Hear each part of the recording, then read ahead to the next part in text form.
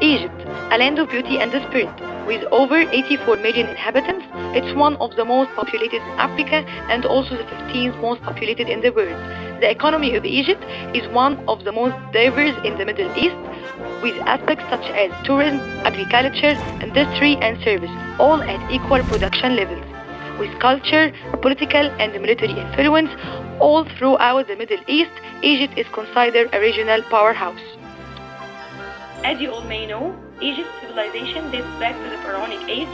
At this age of time, civilization was very advanced and improved. Of these monuments, one of the seven wonders of the world, the Pyramid of Giza, and since then, civilization has flourished. Egypt is recognized as a cultural trendsetter of the Arab world, which is influenced by their music, literature, and film industries.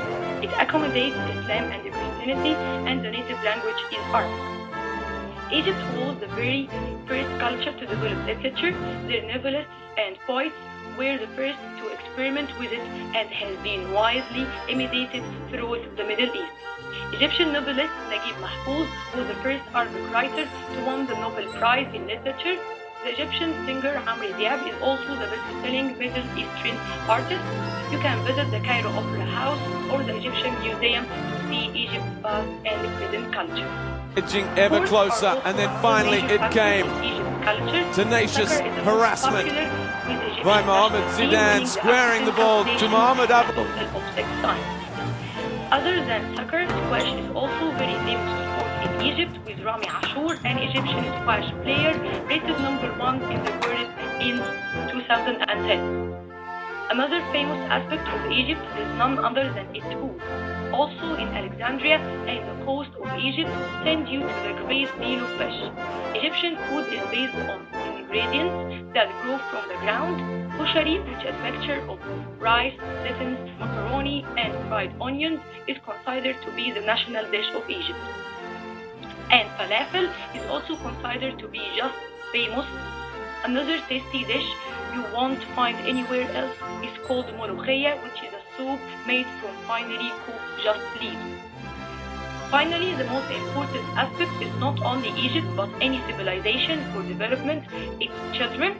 Since birth, they are raised to live by the Egyptian culture and traditions. During holidays such as Eid, kids line up to go on swingers called Maragih Maulid al-Nabi and other fun activities.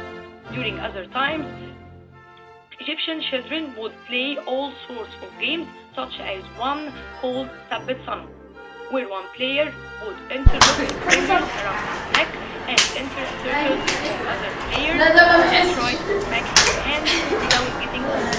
The player would take his place in the circle. And another Egyptian game is called Mandil, where one person would hold a napkin an equal distance away from two teams. The person would then call a number corresponding to a person in each team. The objective is for the person with the number to grab the napkin and run back to his team without the opponent touching him. Other than games, education is also a strong point in the children, with some growing up to more advanced stages.